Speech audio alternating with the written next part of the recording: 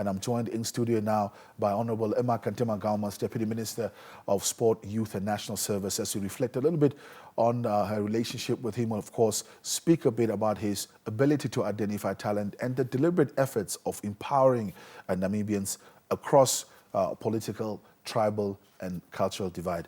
Honorable, thank you so much for making time out to join us this morning. Thank you for having me. It's one of those questions that I hate asking, but I have to start with that one. Just to reflect a little bit, of course, on how the news came to you and your initial reactions after hearing about the passing. I don't know where to start because as we are aware that earlier in the year, I think that was 8th January, where the presidency communicated about the medical checkup that His Excellency, the late third president, was going to undergo. And following that checkup, we then informed about the diagnosis that came through the cancerous cells. So it has not been easy, and really just the whole weekend, knowing that the stage has reached a critical stage and being informed of being in ICU, it came as a real shock. I mean, when you look at from 8th January to now, such a short span, you don't even know what to digest. Is it because of the diagnosis or is it death? So for me, it was very shocking. I recall that Saturday, I didn't sleep at all because I know that he was in critical stage. So I was there watching South Africa. It was South Africa playing in the quarterfinals. They went to extra time, so I said, watch, and then the penalty started. I recall I only watched 2. I only learned now that Williams saved 4, because then the news broke and it was just shocking. It was really shocking. I mean, we are talking about my appointing authority, a person who has really picked me up, identified me, and given me the opportunity and the privilege for me to serve at the national level. Let's take it back a little bit. Reflect a bit on your first encounter. When was the first time that you met in person? There have been so many encounters. I recall I was still working in Social Security Commission, and I met him at a setting where Dandy Precious Metal was inaugurating something. But I want to take it back. I think I was 10 or 11. He came to Rundu. By then he was a prime minister, so I was driving in this big car, and he was greeting the learners, and I was running, hoping to hold his hand and just to greet. So I've been following and admiring and being inspired by him right from the early age. Someone who grew up, being inspired by our political leaders. I grew up as a SWAPO pioneer. So for me, really, it dates back to that. And that contrast, it's such a, I can imagine it, because that culture of at the stadium, whenever it's Independence Day, you run with the president when he's in town. Yes. And then going from being one of those children that ran behind to actually working with him. Yeah. That's an amazing contrast. We know, in terms of the selection, when you get chosen, of course, on his ticket to come and work, many of us do not have that experience of knowing how that message even comes to you. We hear that there's a phone call that comes in that says, please come and see me, or we don't know who calls. Does he call you directly? Is it the secretary? Take us through that. I think firstly, Ricardo, before I get there, I just want to narrate my experience, how I joined government. I remember I was an executive at Social Security Commission, and when the late president took office in 2015, I was very much touched and inspired by his dedication to transform public service delivery. And when I was approached for the opportunity to be appointed as a permanent secretary, I told myself, in fact, for me, that's what drove me. A lot of people ask me, why do you leave Social Security Commission, a very high-paying job, corporate job, to come and work in government?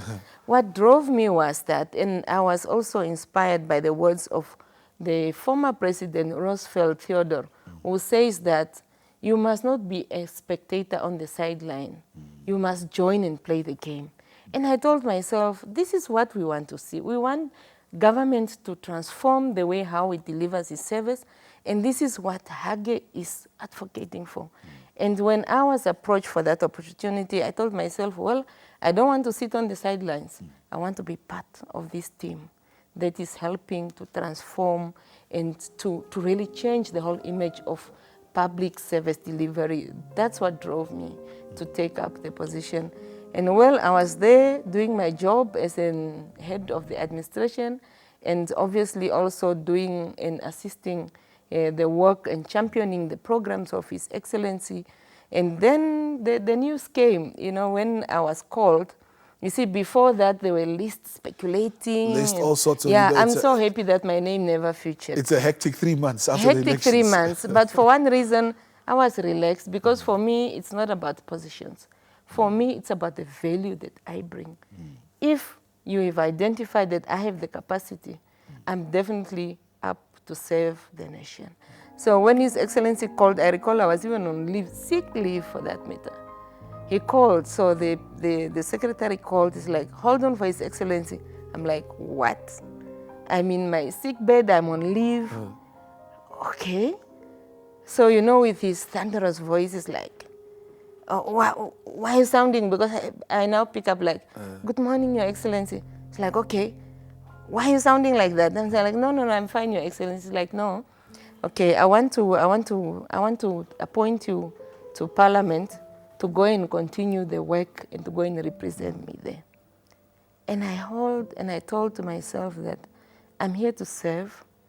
And for me, it's an opportunity that is being granted to me. And I'm like, what do I do? And what came immediately is that, no, he is the appointing authority. He's a leader. He's a champion of effective governance. All his programs resonate with what Namibian people need for us to march to the prosperous Namibia that we envision to. That's what drove me to accept. Obviously, it was filled with all the anxious. I'm like, I'm going to be an MP. So what then? Am I going to be a backbencher? So at that stage, you still don't know whether you're going to be part of the executive. No. At that stage, it's just a member of parliament discussion. Yes. And then, of course, I kind of knew, and then came that consultation. In terms of the leadership style, when you get brought in, there are certain expectations, and for many people are like, okay, look, this is the special aid that were additionally brought in by the president. So there's a bit of a magnifying glass on your performance, on what you're going to do once you get into the office. Talk to us about his leadership style and how he got you ready to take on this job. Because remember, you're not a politician, you're not a political office bearer in any form. Came from corporate into administration, and then into a strategic office of this nature. Just talk to us about his leadership style and how he got you ready for the work.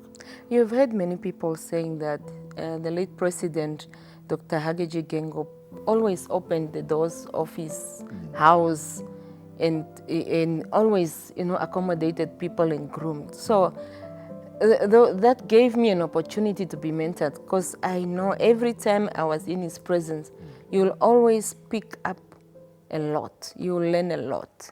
And for him, it was always about young people, how I've groomed he will also mention the likes that he has groomed, the likes of Dr. Mate, the likes of the former Minister of Justice, and all the other young people. And this is to kind of inspire you. Sometimes you feel like, I'm too small, I'm too young, let me sit far. He will call you like, no. Sit here, and he will take you through. That man was rich in history. He will take you through contemporary issues. He will talk about the governance architecture. I recall once I had a conversation with him about the Public Service Act. You know that with the Public Service Act, it does not permit management members to serve in the party structure. And that for me was one section that could not apply to me, even though I was involved in the political activities. And he mentioned to me, like, look, public service should serve a nation. So you should serve everyone. And when we drafted the act, so it took me through the why that particular section is included. And for me, these are the enriching discussions that one appreciates, because you kind of have a background as to what lead to certain sections to be included in the legislation. Because, you know, as young people, we want to be radical and like, no. This is not progressive Yeah, enough. it's not progressive. It does not favor the young people. It does not take into consideration the growth of young people. But you see, those are some of the conversation. You must up your game when you speak to him, because he liked probing, and by so doing, stimulating your mind and for you to really, you know, challenge him. He also like challenge intellectually. Yeah. No, that must definitely, that Yes. what I know. He likes to always be challenged there as well. Yes. And talking about that, we know, of course, with his love for young people and the support he's provided, we've seen, I mean, since he was Prime Minister, he's always stood by.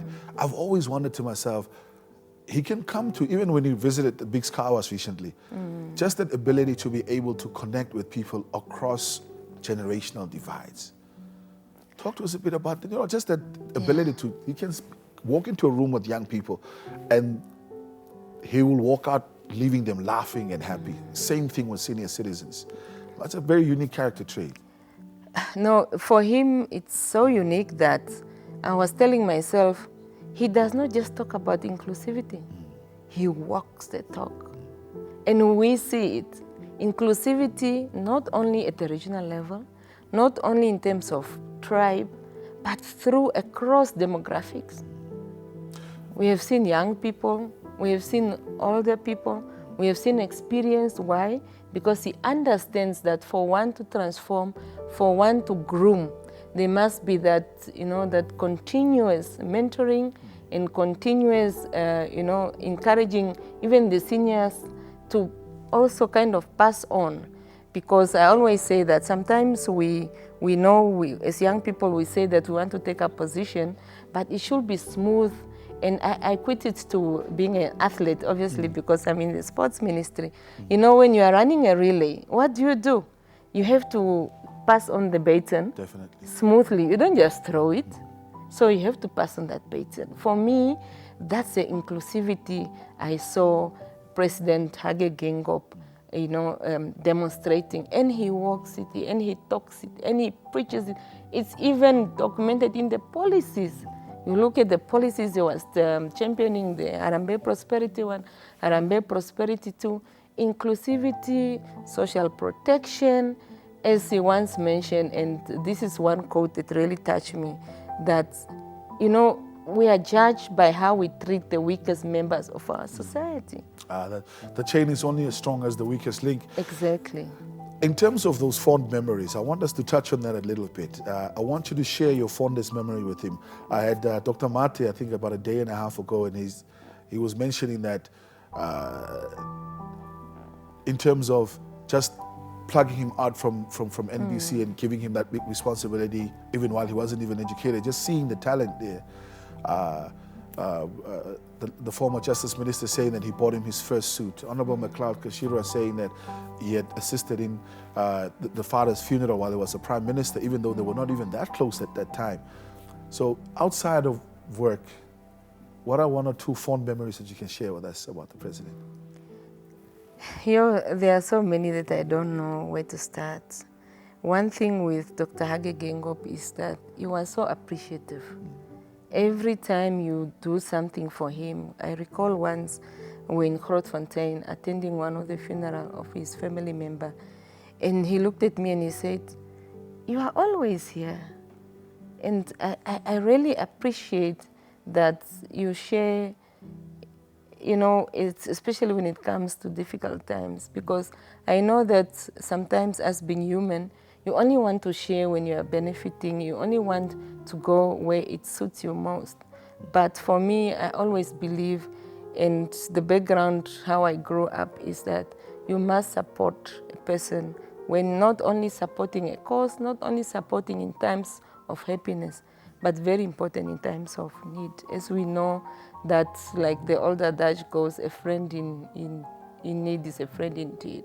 So for me, really, it's one of those memories. And obviously, being appointed, I recall sometime we're having a discussion. I said, I really appreciate the opportunity you've given me. And his answer was that, no, you deserve it because you have the capacity. So just knowing that you have someone who believes in you, it's amazing. And this does not only apply to me, as you've just indicated, Dr. Geingob has really touched many lives. I was watching news, as I indicated last night, in Kavango West, and I tell you the condolences flowing is amazing. This one gentleman who says, yo, hey, our Hage is gone. We don't know where to now. One lady was saying, if I had transport, I was going to bury him because that man really took care of us, So it demonstrates that through the length and breadth, deep and breadth of this nation, we are mourning. We are mourning a leader. We are mourning an outstanding man who really touched the life of all the Namibian citizens. Remember, these are not people in offices. These are not people in positions. People right at the grassroots level. It's because of what he was championing, especially when it comes to social protection. That pillar really, we might look at it that it's not economical, but that's what makes up the fabric that His Excellency has been driving in terms of ensuring inclusivity and equitable access of the Namibian nation to all resources and to all the benefits. Honorable Kantema-Gaomas, thank you so much for making time out to join us.